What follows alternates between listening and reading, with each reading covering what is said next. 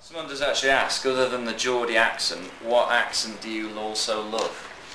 I love accents in general. I love Scouse accent. I love the Welsh accent. I just love accents. I find them quite fascinating. That's a good question. I've never had that question before. But yeah, no. Just accents. We've had that. What is your story behind your tattoo on your hand? I've answered that one. Whoa. Do you believe in soulmates, or do you think love is something you work at? Oh, Neil. Are you looking for a soulmate? No, I do, Neil. I believe in soulmates. Yes, I do believe in soulmates. But I believe you also have to work at it. So even if you meet your soulmate, I happen to believe your soulmate doesn't have to necessarily be your partner. So your soulmate could be your best friend.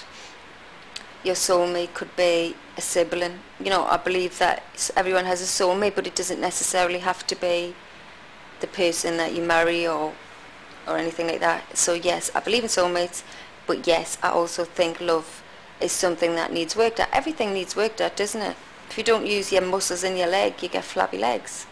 If you don't, you know, you keep singing, your voice goes to rubbish. You know, everything has to be worked at. A lot of people are asking, what are your top tips for finding a great guy? Oh God. Play hard to get. Yes, and it takes time. Don't just rush into things. You need to learn about the person you're going to be with before you make that decision. God, I'm turning into an agony aunt. I haven't really I'm not very good at that sort of thing. I didn't really do the whole dating thing, so I'm probably the worst, the most rubbish person for giving you advice. But I would say don't rush into anything, and it's all in somebody's eyes. Your eyes say a lot. Trust your instinct. What has been your most valuable memory from the past 7 years? Oh, that's a hard question. Winning a Brit with Girls Aloud was definitely one of the most valuable, because it felt like it took so long to get it, that it was like we finally felt like we'd proved ourselves. It felt a bit like it was a constant battle to say, you know, we're still here, we're still representing British music. So to be awarded, and especially the fact that the award was from the fans, makes it more valuable than if it was from a committee. So that's definitely one. But I've got loads. It's hard to think of when you just put on the spot. Lots of valuable memories. Winning the X Factor. Massive valuable memory. I'll never forget. Would you ever work with an unsigned producer if you love his or her demo? 100% Magic Star. Definitely. I think it's important to work with unsigned people, unsigned acts, unsigned producers. You know, there's a lot of talent out there that doesn't get a break, and if I believe in it, then I'm more than happy to be that person that gives them the break. Somebody has to start them off, and somebody has to give you a break. Be the first person to do that, and I'm not scared to be that person. So yeah, if I listen to something and I loved it, I'd definitely put it forward and speak to my record label, and be very happy to do that. A lot of people have noticed you drinking a coffee and are asking, what is your Starbucks of choice? I love hot chocolate. So hot chocolate would be probably the Starbucks of choice. It has to be extra hot. I don't like it when it goes warm. I like it to be hot, and I like it with all the trimmings with the cream on, and I like it when it gets near Christmas, then you can get all the Christmassy drinks. So I kind of choose different ones. At the moment I've just got a plain old vanilla latte, which is not that interesting, but it's nice. It's keeping us going throughout the day. But I love coffee. Who inspired you to go solo would be will.i.am. Definitely. Would you ever make your own clothing range, and would it be designer or high street? I would love to make my own clothing range, but if I did ever do it, I would like to put the time and effort in properly, so it was things that I've really sat down and thought about, and sketches I've drawn, and gone through all of that, did the whole thing, fabrics and all of that, and it would probably be high street.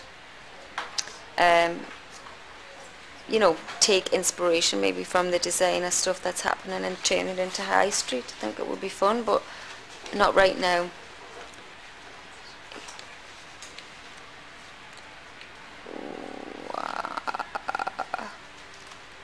Would you ever make your own... Oh, just answer. What is going on? Well, we've got a good question from Adam. What's the cheesiest chat-up line someone has said to you?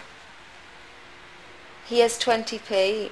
Go and call your mum and tell her you won't be in the morning. That's awful. Oh, did you fall out of the sky? One of those... People don't do that to me anymore now. No. Maybe I'm... Like, I was never one of those people that got massively chatted up. I think I must have had the face of death and do not approach me. I'm not interested. You can get that vibe. Right, I'm going backwards on these questions. I don't know what that means.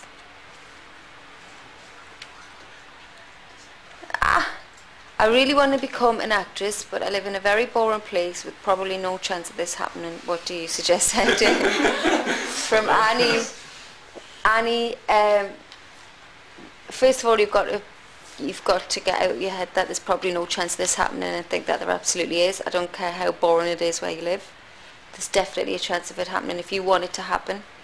But as soon as you start thinking there's probably no chance, you're immediately putting doubt into your own mind, and that's not nice. I suggest that if you've got a stage school nearby, or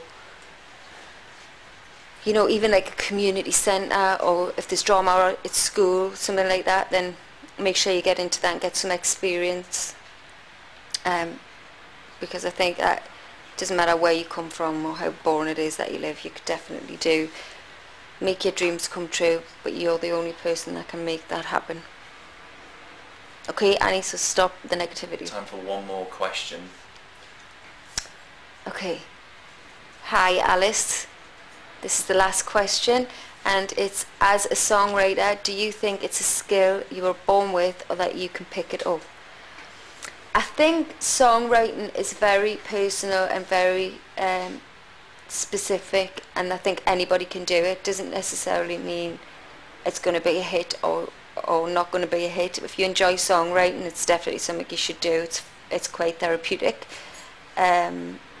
But you've got to find a formula of how you do it, so get into a groove of how you would write a song, whether you would start with a melody and then fill the words, or whether you're somebody that likes to write words down and then find them, whatever it is, whichever way you like to do it, and just stick to that formula of writing.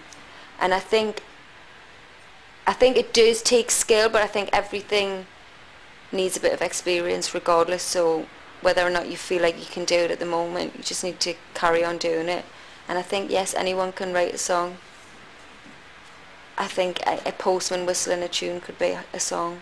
You just never know. So yeah, that's it, I think, for my live chat. Thank you very much for all your questions. There've been some really good questions in there, and I hope you enjoyed the answers. And this is me signing out with the Cheryl Show.